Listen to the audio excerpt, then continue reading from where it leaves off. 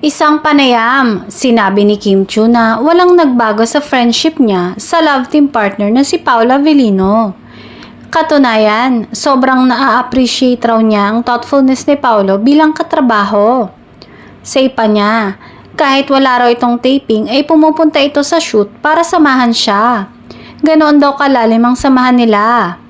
Say pa ng mga Kim Pao fans, spotted kasi kanina ang aktor sa ASAP stage kung saan nag-perform si Kim Chiu. Walang ganap si Paolo at sadyang sinamahan at hinintay niya lang si Kim na matapos sa ASAP at sabay na pumunta para sa isang recording na ia-anunsyo sa mga susunod na araw kung para saan yon. May ilan namang nagsabi na kahit nga wala umano itong eksena ay dahil binabantayan itong aktres.